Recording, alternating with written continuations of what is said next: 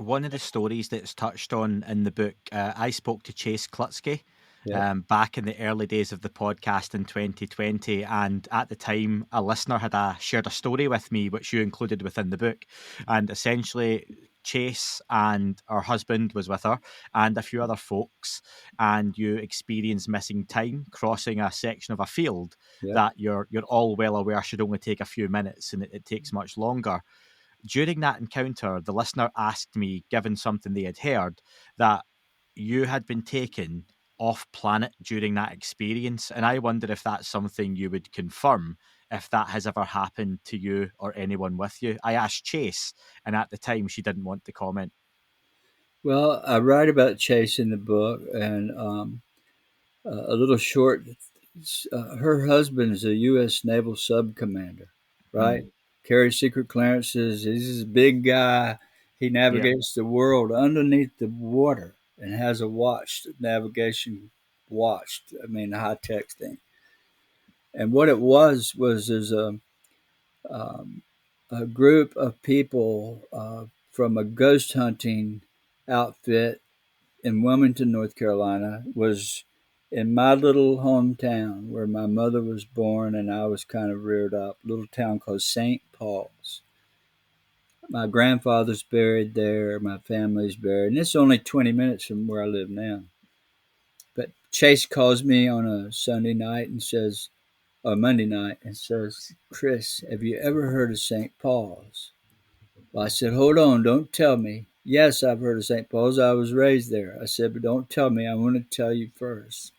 So I began to tell her about Saturday night. I walk outside. I sit down on the patio, got a fire going, and I'm laid back, looking straight up at the sky, just meditating. And suddenly, two orange orbs appear, way up, and they came all the way down to the top of the trees and sat there in the back of my property, hovering over the trees. Two great big orange orbs. When they left, they shot off towards St. Paul's. So I told her this story, and then she tells me about these ghost hunters.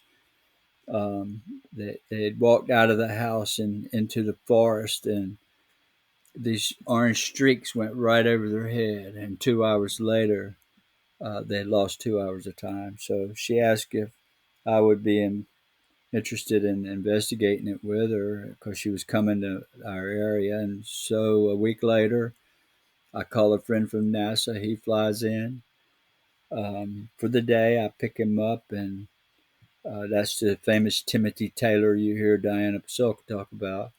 I introduced him to Diana, by the way. She met him a couple years, 3 years after I did, or so.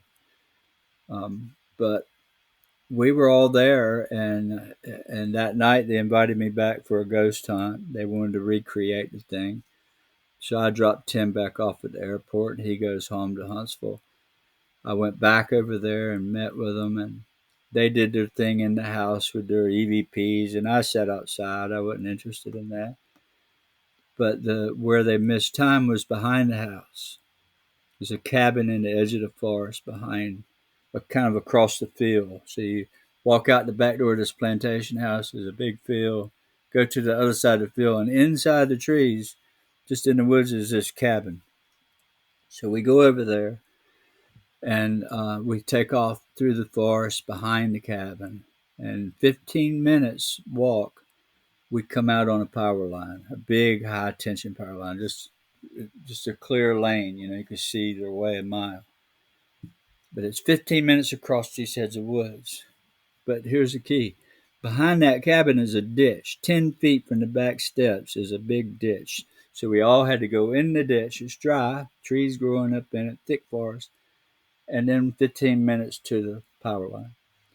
So when it was time to go back to the cabin, we made it through the woods, got over there, looked around, and on our way back, when we started, Pete's like, "I'll do the navigation.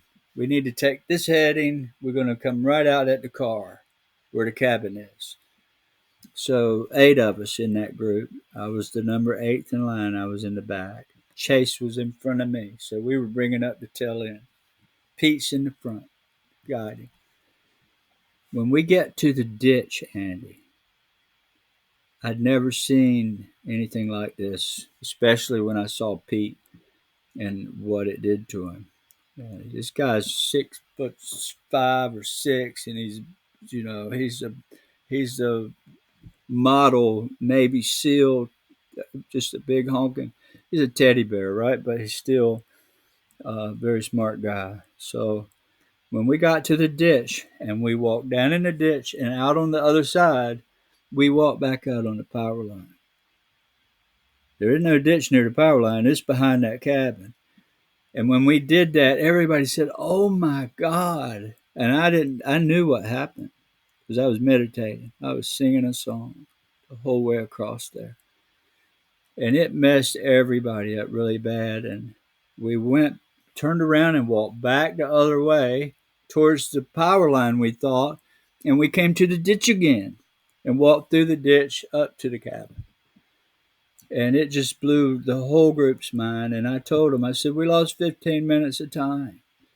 Well, and so they went home and they had helmet cams and recording devices, and they had all kinds of equipment. They had started a timer in the car, and she calls me on the following Monday or Tuesday after they reviewed the evidence, and she said, "You're never going to believe what happened." I said, "Yeah, we lost 15 minutes of time."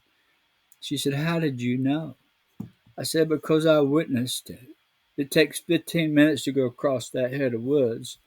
And one trip across it is when they took us." And so anyhow, yeah, I write about this story, and there's a lot more to it.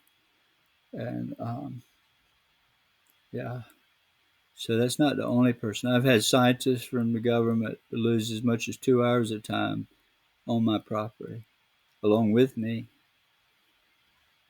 And I wonder, how many times do you remember potentially being taken off planet? Quite a few. Quite a And few. do any of the others, such as, and I know Chase didn't want to talk about it at the time, but any of those scientists or officials, if they have that missing time experience, do any of them recall what happened to them, or does it tend to be just missing for them? It tends to mess with their memories. They can't remember what happened during that time. And I don't think we ever will know, because they have a good way of erasing your memory. And we tend to get regressions and all that, hoping you find clues, but you can remember bits and pieces of it, but it's almost impossible. Like the 4 hours on the river, I have plain memories about being over Egypt, of all that night, of the grueling. It was just it was a big thing. It scared us all to death, and 4 hours seemed like 4 years in that world. And I have lots of memories, but the Egypt, the Temple of Hathor, the pyramids, and the Sphinx, it just reverberates through my brain, and it did from the very beginning. That's it's a clue, and it's in the book.